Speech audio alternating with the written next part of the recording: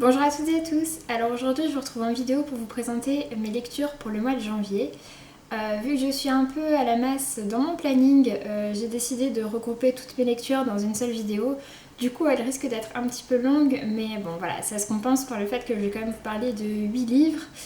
Et donc forcément si je veux vous parler de ces 8 livres, il faut un petit peu de temps. Du coup, je vais attaquer tout de suite. Comme d'habitude, je vous passe en revue les différents romans dont je vais vous parler, comme ça vous saurez à quel moment de la vidéo les retrouver. Du coup, tout d'abord, j'ai lu donc le tome 3 de Enclave, donc La Horde de Anna Guir. Ensuite, j'ai lu Métamorphose en bord de ciel de Mathias Malzieu. Puis j'ai lu Big Easy de Ruta Sepetys. Après ça, j'ai lu le fameux La cinquième vague de Rick Yancey. Puis j'ai lu le double tome de Felicity Hadcock, donc 1 et 2, Les anges mordent aussi et Les anges ont la dent dure, de Sophie Jomain. Ensuite, j'ai lu le premier tome de la série de comics Saga, de Brian K. Vaughan et de Fiona Staples. Ensuite, j'ai lu, donc pour finir le mois, Les cœurs brisés, donc le premier tome du diptyque écrit par Amelia Kahaney. Et enfin, tout au long du mois, mais je l'ai terminé vraiment le 31, j'ai lu donc Minuit, 12 histoires d'amour à Noël, donc le recueil de nouvelles centré autour de Noël. Donc voilà, du coup je vais commencer tout de suite. Attention, c'est bon. J'ai cru que mon poignet allait y rester et allait partir avec tous les bouquins, mais non. Du coup, j'ai commencé avec donc, le tome 3 de la trilogie Enclave, donc du coup le dernier tome de cette série. Donc Enclave, c'est une série que j'ai commencé en 2015 qui m'avait plutôt bien plu, qui m'avait même vraiment beaucoup plu pour le second tome, et donc du coup j'avais très très hâte de connaître le fin mot de l'histoire. Du coup, justement pour l'histoire, donc on retrouve le trèfle dans le premier tome. Et donc ça se passe dans une enclave où les personnes sont réparties entre les géniteurs qui font des enfants et les éduquent, les ouvriers qui sont chargés de faire vivre l'enclave en fait, et les chasseurs qui doivent certes apporter à manger mais qui en fait doivent surtout protéger l'enclave des monstres. On y retrouvait donc Trèfle qui vient d'être promue chasseuse et qui va donc se retrouver en équipage avec Dell, qui est la seule personne de l'enclave qui ne vient pas de l'enclave. Suite à pas mal d'événements, il devait sortir de l'enclave, remonter à la surface de la Terre dès le premier tome. Et ça se passait dès le début du premier tome, donc c'est pas du tout un spoil que je vous fais là. Mais donc voilà, donc on commençait à suivre leur histoire. À la fin du premier tome, ils rencontraient pas mal de nouveaux personnages. Et dans le second tome, du coup, il s'est installé à un nouvel endroit. Mais sauf qu'à nouveau, il y avait tout ce sentiment d'enclave quand même qui restait. Et donc du coup, j'avais très hâte de lire le troisième tome. Le premier tome m'avait plutôt bien plu. C'était un bon début de série post-apocalyptique. Après, je l'avais pas trouvé tellement ambitieux. J'avais bien aimé, mais un peu sans plus. Dans le second tome, j'avais trouvé que c'était déjà beaucoup plus mature. Il y avait un événement en particulier que j'avais trouvé quand même assez gore, qui était vraiment très marquant. Mais malgré ça, dans le deuxième tome, par contre, il y avait un peu un triangle amoureux qui se formait autour de Trèfle. Et triangle amoureux et moi, on n'est pas trop potes. Mais voilà, donc malgré ça, elle avait quand même une préférence qu'elle affirme vraiment à la fin du second tome. Et donc du coup, ici, dans le troisième tome, le triangle amoureux n'est plus du tout présent. Et du coup, voilà, forcément, c'est très bien comme ça pour moi. J'étais vraiment très contente. Au niveau de l'histoire, pareil, comme entre le premier tome et le deuxième tome, l'histoire prend vraiment en maturité, elle prend vraiment en importance, elle s'impose vraiment. Elle devient également vraiment très développée. On a enfin beaucoup de réponses sur les monstres, puisque c'est vrai que quand même on se posait pas mal de questions dessus. Mais donc on a enfin quand même beaucoup des réponses qu'on attendait. À nouveau, donc il y a beaucoup d'actions, ça n'arrête pas. Malgré ça, donc tout est vraiment très bien construit, les retournements de situation sont vraiment très intéressants. J'ai trouvé qu'il y avait beaucoup de très bonnes idées dans ce roman-ci à nouveau. Pour moi, donc, c'est un tome qui est, comme le précédent, qui est vraiment très sombre, mais qui est aussi, donc, ouais, comme je disais, très surprenant. Et pour moi, c'est vraiment un très bon tome, et j'aime beaucoup donc, cette évolution qu'il y a au fur et à mesure des tomes. Il me semble que j'avais mis un 4 sur 5 au premier tome, un 4,5 au deuxième, et ici, cette fois-ci, c'est un 5 sur 5. J'ai vraiment adoré cette conclusion de série. Pour moi, c'est vraiment la conclusion parfaite pour la série. Il y a juste un petit truc que j'ai pas trop apprécié, c'est qu'en fait, donc Trèfle, comme Dell, comme tous les autres personnages qu'on suit, ont vraiment énormément évolué forcément depuis le premier tome par rapport à tout ce qui leur est arrivé. Et toute cette évolution était vraiment très intéressante, sauf que dans ce tome-ci, il y a des personnages du premier tome qui reviennent. Et je trouvais qu'en fait, ils avaient plus du tout leur place dans l'histoire. Je sais pas si c'était volontaire de la part de l'auteur justement de nous montrer à quel point tout a changé et à quel point ils ne sont plus du tout... Enfin voilà, à quel point ils ne collent plus avec tout ça. Mais enfin, du coup, moi pour ma part, ça m'a juste laissé l'impression du fait qu'ils n'étaient pas vraiment à leur place ici. Et je trouve que ça apportait un côté presque tout va bien, alors que c'est complètement la merde depuis le début dans ce monde. Et du coup, j'aime pas trop l'idée, j'ai eu un peu de mal avec ça. Malgré ça, donc sinon j'ai vraiment beaucoup aimé, j'ai aussi beaucoup apprécié tous les nouveaux personnages qui apparaissent. Je les trouvais vraiment tous très intéressants, ils étaient tous plutôt bien développés. Au global, j'ai donc trouvé que c'était une très bonne fin de série qui était mature, travaillée et vraiment très réussie. Et donc comme je vous disais, je lui ai mis un 5 sur 5 et je vous recommande vraiment la série Enclave. Je trouve qu'elle est vraiment originale et qu'elle ose aller dans des trucs assez sombres, etc. Et donc ma foi, elle me plaît vraiment beaucoup. Ensuite, complètement autre chose, mais c'est ce dont j'avais envie, j'ai donc lu Métamorphose en bord de ciel de Mathias Malzieu. Mathias Malzieu, c'est un auteur que j'aime beaucoup, qui nous livre toujours des romans, des tout petits romans, un peu sous la forme de contes, qui sont toujours très sombres, mais en même temps emplis de beaucoup de poésie. C'est donc à nouveau complètement le cas ici. On retrouve donc Tom Cloudman qui est en fait le plus mauvais cascadeur du monde, à savoir qu'il se rate tout le temps, il se blesse tout le temps. Et en fait tout ça va à un moment devoir être interrompu puisqu'on va lui découvrir une tumeur. Et donc il est hospitalisé d'urgence et il ne peut plus du tout sortir, il est un peu emprisonné dans une chambre d'hôpital complètement aseptisée, etc. C'est un univers qui le rend vraiment très malheureux et donc du coup il essaye à tout prix de s'en échapper. À ce moment-là, sa route va croiser celle d'une femme oiselle, femme-oiselle, donc moitié femme, moitié oiseau. Et en fait, elle va lui proposer un pacte qui va lui permettre de devenir complètement un oiseau et donc de pouvoir voler et en même temps de se débarrasser de sa maladie. Forcément, lui, vu que c'est son rêve depuis toujours, il accepte malgré les conditions. Donc c'est ce qui se passe, enfin voilà pour l'histoire. C'était une histoire qui était très originale, assez alambiquée. C'était aussi très surprenant, comme un peu toujours avec Mathias Malzieu. J'ai beaucoup aimé l'idée, j'ai beaucoup aimé tous les parallèles qui étaient faits en fait. J'aime beaucoup à nouveau comment la mort est traitée dans ce livre-ci. À chaque fois, que ce soit Maintenant qu'il fait tout ennui sur toi ou La mécanique du cœur, la mort était traitée de façon assez originale et ici c'est encore une autre manière de le faire et qui reste encore originale. Donc vraiment, Mathias Malzieu a de la ressource de ce côté-là. Ça avait certains côtés qui étaient vraiment très drôles, il y en avait d'autres qui étaient vraiment tristes et assez sombres avec tous les problèmes liés à l'hôpital, etc., à la maladie. Malgré ça, je trouvais que tous les thèmes abordés étaient vraiment très intéressants, le thème du rêve, de l'espoir, etc. En tout cas, enfin voilà, ça m'a vraiment beaucoup plu et je continuerai vraiment à lire du Mathias Malzieu parce qu'à chaque fois je passe un très bon moment. Et donc pour celui-ci, je lui ai mis un 4 sur 5. Ensuite, j'ai donc lu Big Easy de Ruta Sepetys.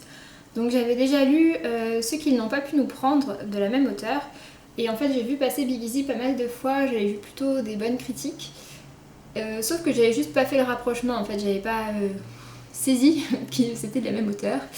Et donc du coup, quand j'ai vu que c'était le cas, j'ai emprunté Big Easy à ma bibliothèque, puisqu'il l'avait. Donc dans cette histoire, donc ça se passe dans les années 50 à la Nouvelle-Orléans. On va suivre une jeune fille qui s'appelle Josie Morène. Elle a grandi dans cet univers-là, sa maman est une prostituée et elle ne connaît pas du tout son père.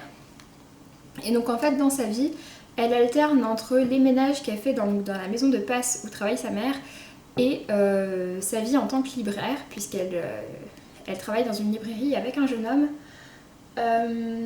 Et en fait, sauf qu'elle, son rêve, c'est complètement de s'enfuir de tout ça, de partir très loin et d'entrer à l'université. Malheureusement, c'est pas quelque chose qui est à sa portée, puisqu'elle n'en a pas les moyens financiers et en plus de ça, elle ne peut pas vraiment partir.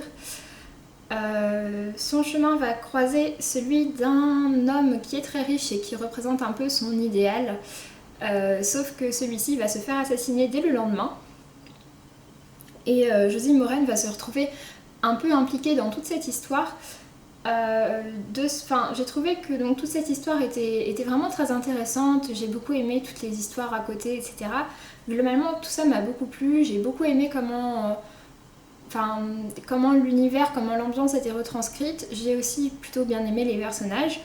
Mais le problème, c'est que juste, je suis passée à côté de l'histoire. Je pense pour moi que le problème, c'est que ça me manque un petit peu de rythme. Je trouve que l'auteur prend son temps pour raconter l'histoire, c'est quelque chose qui peut être très positif, mais en l'occurrence, ça a fait que pour ma part, j'ai pas trop accroché. Et donc voilà, je pense que c'est juste ça. En soi, c'est un bon livre, c'est juste que pour ma part, je suis un peu passée à côté. Et donc du coup je lui ai mis un 3,5 sur 5, mais ma foi si vous tente, n'hésitez pas parce que peut-être qu'il vous plaira, mais c'est vrai qu'il ne faut pas s'attendre à quelque chose de très actif malgré qu'il se passe quand même des choses dans ce livre. Voilà. Ensuite, j'ai donc lu le fameux livre qui a tant fait parler de lui, qui fait tant parler de lui en ce moment, donc La 5e vague de Rick Yancey. Donc il est publié à la base dans la collection R chez Robert Laffont. Pour ma part, j'ai l'édition France Loisirs. Donc je l'avais acheté avant l'été 2015, donc en mai ou en juin 2015. Donc ça remonte un petit peu. Sauf qu'en fait je l'avais un peu laissé de côté parce qu'au moment où je l'avais acheté il me tentait beaucoup, puis j'avais lu beaucoup d'autres choses et finalement j'avais pas pris le temps de m'y plonger. Et puis je pensais que le film sortait beaucoup plus tard dans l'année. Et donc fin décembre, début janvier, j'ai donc vu la vraie date de sortie du film, donc le 27 janvier, et je me suis dit ah mince, j'avais pas prévu ça. Et donc du coup, vu que je préfère lire les livres avant de voir les films, je me suis lancée dans cette histoire. Et ma foi, j'ai vraiment très très bien fait parce que ça a été une très bonne surprise pour moi. Je m'attendais pas à accrocher autant. Donc en fait, on retrouve la Terre pendant une invasion extraterrestre, sauf que les extraterrestres ne se montrent pas, sauf que ce sont des entités qui sont vraiment très intelligentes et qui ont des plans vraiment très très développés où les humains n'ont donc pas beaucoup de chance de s'en sortir quand même, il faut bien dire ce qui est. Et donc il y a déjà eu 4 vagues de gros problèmes. Donc la première c'était l'extinction des feux, donc tout ce qui fonctionnait avec de l'électricité a tout simplement arrêté de fonctionner. Ensuite il y a eu donc la déferlante, donc des énormes tsunamis, etc. qui ont détruit une bonne partie de la Terre. Après ça, donc, il y a eu une pandémie, donc une grosse maladie qui s'est répartie sur toute la planète. La 4e vague, c'est le silence qui s'est abattu sur la planète, et donc du coup, ils sont à l'aube de la 5e vague. Ils attendent de savoir qu'est-ce qui va maintenant leur arriver, qu'est-ce qui va leur tomber sur la tronche après tout ce qu'ils se sont déjà pris. Et donc, dans cet univers-là, on retrouve Cassie, qui est une jeune fille, il me semble qu'elle a 16 ans. Et en fait, elle tente de survivre dans cet univers-là, et surtout elle veut honorer sa promesse, à savoir qu'elle a promis à son frère de le retrouver et de le sauver, c'est son petit frère, et elle est donc forcément très attachée à lui. Du coup, son chemin va rencontrer la route d'Evan Walker, qui est un jeune homme assez mystérieux. Il a fait chavirer beaucoup de cœurs sur la blogosphère. Pour ma part, c'est pas le cas, même si c'est vrai que j'ai beaucoup aimé ce personnage. Pour autant, je ne suis pas tombée en pamoison devant. Mais en tout cas, voilà, c'était un roman qui était vraiment très surprenant, qui est très rythmé, on ne s'ennuie vraiment pas. Il est quand même assez long, il fait 590 pages à peu près. Mais enfin, comme je disais, vraiment, on ne s'ennuie pas. Tout est vraiment très prenant. Il y a des chapitres qui sont séparés, comme vous pouvez le voir, et en fait, on change de point de vue à chaque fois. C'est aussi quelque chose qui est intéressant, ça apporte une autre dimension au livre. Et donc en plus de ça, on suit aussi donc, le Squad 53 qui est un squad militaire composé en fait uniquement d'adolescents qui ont été enrôlés dans le but de sauver la Terre, en gros. Et donc voilà, tous ces personnages-là sont vraiment très intéressants, très bien développés. J'ai vraiment beaucoup aimé. Après, pour ma part, je trouvais que l'histoire était déjà très construite, etc. Et je me demande s'ils n'auraient pas pu faire un one-shot, en fait, si ça avait été tourné un peu différemment vers la fin. Je pense que ça aurait pu se limiter à un seul roman. Du coup, j'ai un peu peur pour les 2 autres livres. J'espère que l'auteur a su trouver des nouvelles choses, Enfin, a su trouver des nouvelles choses, que ça va pas trop tourner en rond. Et sinon, oui, justement, par rapport à la fin, pour ma part, elle ne m'a pas vraiment plu. J'aime pas trop la tournure que prennent les événements à ce moment-là. Et donc du coup, enfin voilà pour le bilan. Mais globalement, c'est vrai que j'ai trouvé que c'était très bien, c'était très original, c'était plutôt bien écrit. Et ça m'a vraiment surpris et vraiment bien. Du coup, j'ai mis un 4,5 sur 5. Et donc je lirai la suite et j'irai voir le film. C'est pas encore le cas, même si donc maintenant il est sorti. Mais je suis en révision en ce moment. Après, je passe mes examens. Donc bon, je pense que j'irai le voir une fois mes examens passés. Ensuite, j'ai donc lu Felicity Hadcock, donc le double tome des 2 premiers tomes de Sophie Jomain. En fait, j'avais été contactée par France Loisirs pour venir assister à leur interview, séance de dédicace avec Sophie Jomain. Sauf que ça devait se passer en novembre et que ça tombait pendant mes examens de mi-semestre. Du coup, j'avais pas pu y aller et puis en fait, finalement, ça avait été décalé suite aux attentats. Après ça, en fait, ça a été décalé du coup au courant du mois de janvier. Et en fait, j'avais complètement. Enfin, je sais pas, je n'ai jamais reçu le premier mail qui me disait que ça avait été décalé. Et donc, du coup, 2 jours avant l'événement, je reçois un mail qui me dit dernier appel. Et j'ai fait ah, mince. Et donc, bon, voilà. Il s'avère que ça tombait au moment où je devais faire mon achat pour le mois, pour le trimestre pour France Loisirs. Je ne l'avais toujours pas effectué et puis je n'avais jamais lu de Sophie Jomain.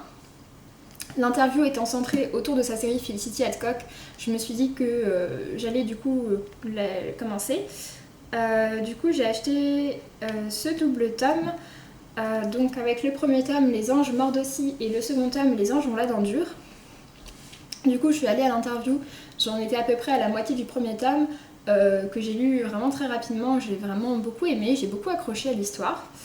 Et donc du coup j'ai pu aller à l'interview, avoir ma petite dédicace un petit peu olé olé.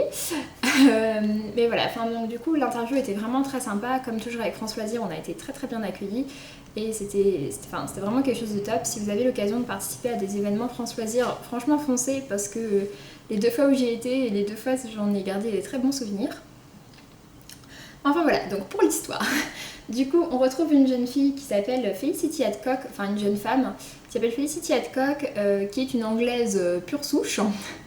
Et en fait, donc elle vit dans le monde de tous les jours, sauf qu'elle est un peu au courant du fait qu'il y a des créatures bizarres, puisque sa tante est devenue un vampire quelques années auparavant. Donc elle est au courant qu'il y a des vampires qui traînent dans la nature, mais c'est tout, et le reste de la population n'est pas du tout au courant de tout ça. Un soir, elle va partir en boîte de nuit à Londres avec sa collègue et très bonne amie Daphné, et elle va croiser un homme très mystérieux. Le lendemain, elle se réveille dans une chambre d'hôtel, elle retrouve des préservatifs usagés et elle se rend compte qu'elle a une grande marque de morsure au niveau de la taille, et donc du coup elle se pose beaucoup de questions. Et surtout que juste après ça, en fait, des jeunes vampires qui viennent d'être transformés se réveillent nus dans son potager. Et donc tout ça lui arrive et elle se pose quand même pas mal de questions, elle se demande qu'est-ce que c'est que ce bordel. Et donc oui, donc voilà. En parallèle de ça, du coup, il y a une enquête de police qui est menée, et donc elle va croiser le chemin de l'inspecteur de police attitré, qui est lui-même donc en fait un ange. Voilà, par rapport à la série. Mais voilà, donc c'est un double tome que j'ai vraiment bien apprécié. Ça se lit très bien, c'est un côté assez addictif, et puis en plus de ça, c'est quand même assez sexy. Il y a des scènes un petit peu chaudes. C'est aussi assez drôle et c'est plutôt léger. Donc ma foi, c'était une lecture qui était vraiment sympa. En plus de ça, c'est arrivé à un moment où j'avais envie de lire de la bitlit, donc ma foi, voilà, c'est vraiment très bien tombé. Et j'ai trouvé que c'était bien écrit, que c'était très bien mené. Donc on m'a offert le double tome suivant pendant la rencontre et du coup voilà, je suis très contente de l'avoir parce que je continuerai cette série. Pour l'instant au total il y a 5 tomes qui sont sortis donc chez Rebelle Édition, il me semble qu'il y en a un 6ème de prévu. Mais voilà, c'était vraiment une lecture très sympa et si vous aimez la bitlit, je vous encourage vraiment à lire Felicity Hadcock. En plus de ça donc c'est français et c'est toujours sympa de lire un peu des choses françaises. Ensuite, après ça, j'ai donc lu le premier tome de la série Saga. Donc, comme je vous disais, donc c'est écrit par Brian K. Vaughan et dessiné par Fiona Staples. J'en avais entendu parler pas mal de fois sur Booktube, j'avais vu de très bons avis. Et du coup, même si je ne suis pas branchée comics, je me suis laissée tenter quand j'ai vu qu'en fait, ils avaient les premiers tomes à ma bibliothèque. Du coup, j'ai emprunté le premier. Donc en fait c'est un comics mais qui est vraiment très science-fiction, un petit peu fantasy.